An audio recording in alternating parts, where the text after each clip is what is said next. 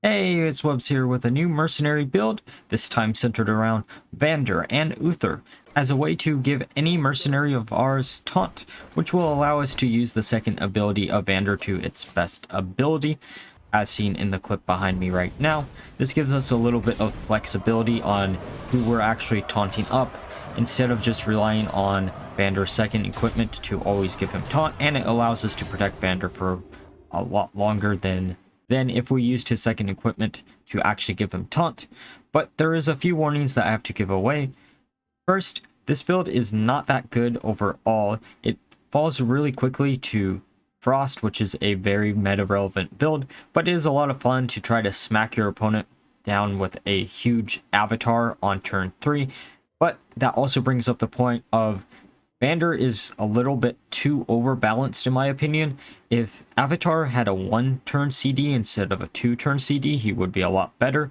Or if we had more dwarves to actually use his third equipment, he would also be a lot better. But until we see some of that, or maybe even a better Taunt Mercenary, this build is fun at like the 9k range where I'm currently at. But if you're running into a bunch of Frost, you're not going to have a good time playing this build. This build does have a really good matchup against dragons, weirdly enough, so you can at least counter them if you want to try it for that.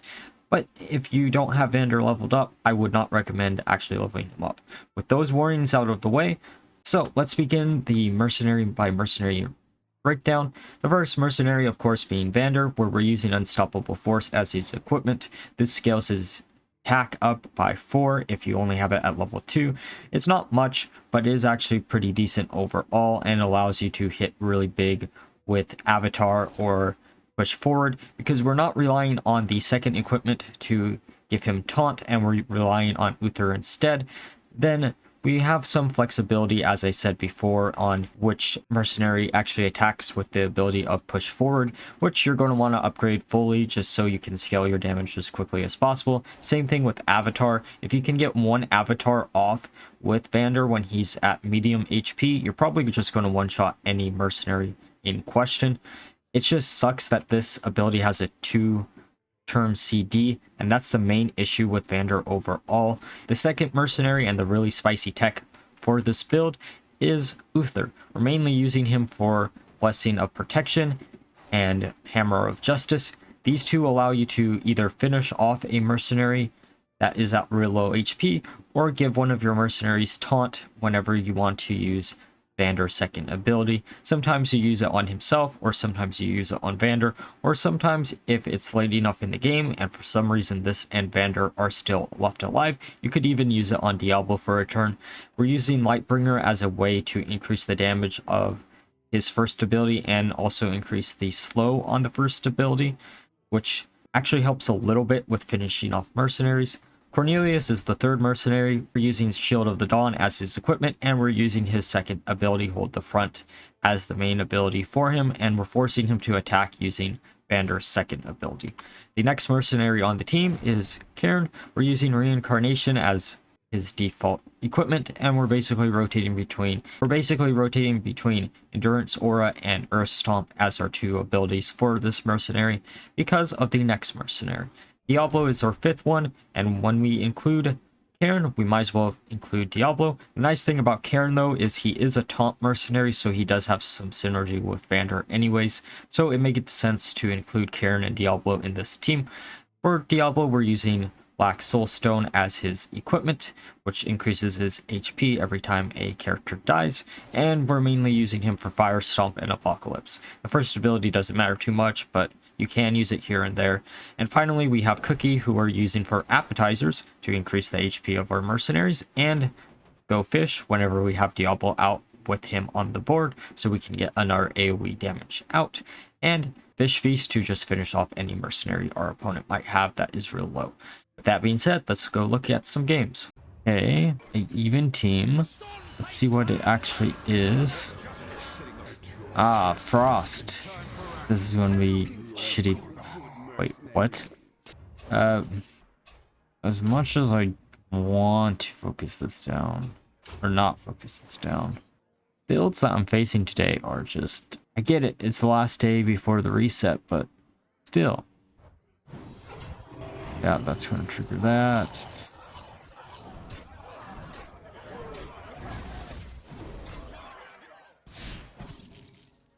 Well, that's interesting. Well, at least we'll be able to get Cornelius dead. I'm curious of why they're using local lore if they're not using any other frost mercenaries. Oh, I guess their back row could be frost. Okay, going to put up a taunt wall to get rid of that, which is fine. I'm going to continue to use frost shock, which is interesting. Oh, I should have swapped these around. I'm gonna heal.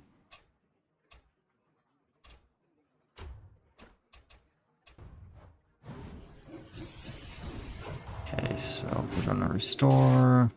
I knew that was gonna die. Actually, oh, that didn't actually die. Okay, so we're gonna put down Cookie. Get that.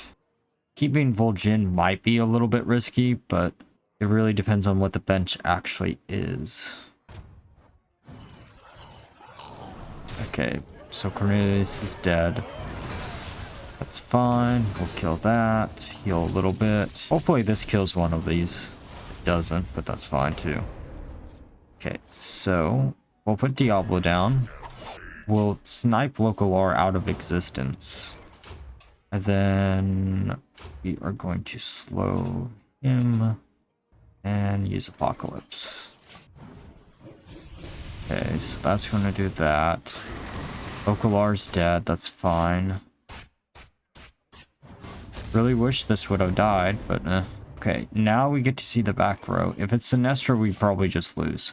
One of them is going to be Sylvanas, without a doubt. Okay, Sylvanas. We're going to put down a fish. We're going to AoE, and then we're going to... I should get rid of Vol'jin. I would love to get rid of Sylvanas too. It's just priorities right now. Okay, that makes a lot of sense. So we can put Cairne down, and then we'll slow Sinestra. Great. Do this. Slow. Sinestra needs to die before Sylvanas. I don't know if I can possibly do it, though, is the question. Good thing is we don't have to actually attack. That's really, really low. Can we actually kill it? Yeah, we can, because we actually slowed with Hammer of Justice. We should be quicker. The only issue is Sylvanas. We might actually win this.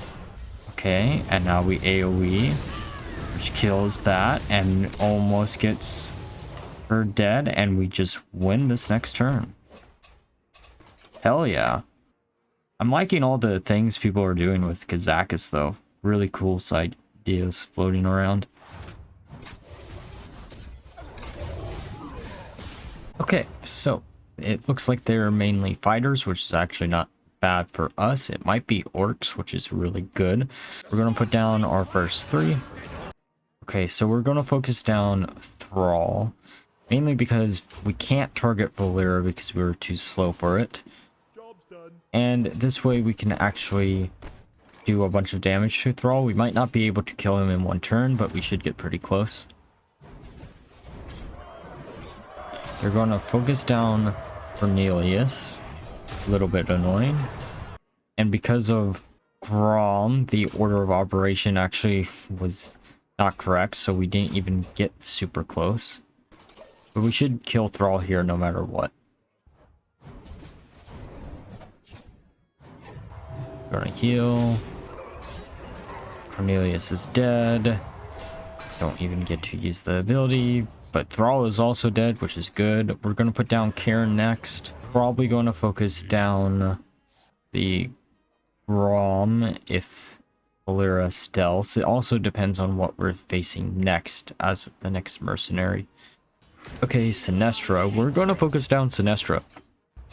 We're gonna give Cairne Taunt, and then give Vanndar Taunt, and then hit Vanessa for Sinestra for a bunch. That's going to put it out of order.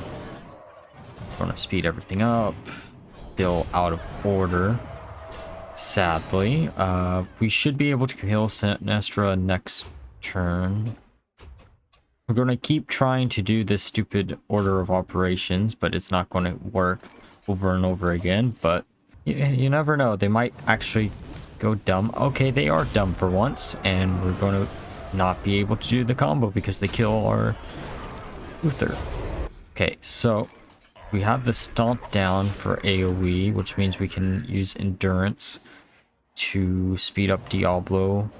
And we can also do a shit ton of damage with Vanndar, which is our main concern here. And let's nuke Sinestra out of existence.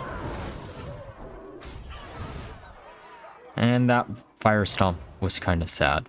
Okay, Local R is going to die next. I'm not dealing with Local R. It's too annoying of a mercenary to not deal with instantly. And then he'll take double damage from that and die instantly. And from this position, we should just win.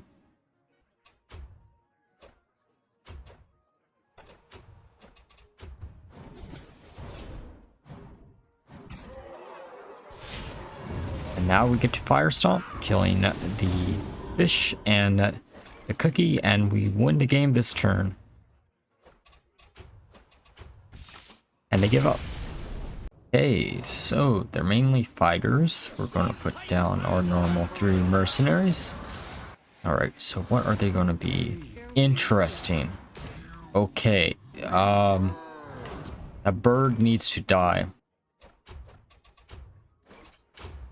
Like, I know it's not going to be possible to kill Valera, so we're just going to kill the bird first. Okay. That's annoying that died. But we'll put down Diablo. Kill the bird this turn no matter what. I think no matter what, actually. We might not be able to. We're going to get pretty damn close, though. Okay, so they're going to not use the AoE ability. Interesting. That should do that. That kills that. And we don't mind if Cornelius dies next turn. Curious what the rest of the backboard is. Probably Diablo and Cairne, right? Local R, of course. We're gonna try to do this. Well, technically we could heal and then do this. Still only puts 1 trigger on this, so we're fine. Oh, it puts 0 triggers because of Valera. Okay, so we're gonna put down Cairne. We're gonna AoE. Oh, we're gonna do this AoE and then Hammer of Justice, I guess. Valera should... I don't mind keeping Valera up in this scenario just because of the fact that if we keep her up, then Local R is going to be quicker. So... Okay, so we're going to put down Cookie. And next turn we're going to use the Cairne Diablo combo and probably win in 2 turns if it's not Sinestra on the bench. It's Sinestra on the bench. Okay, so we're going to do this. A little bit annoying, but... Okay, so that's not the worst one it could have been. Local R is not dead. It's close to dead. Oh, thank you for not hitting that so much. Okay, Local R is dead no matter what.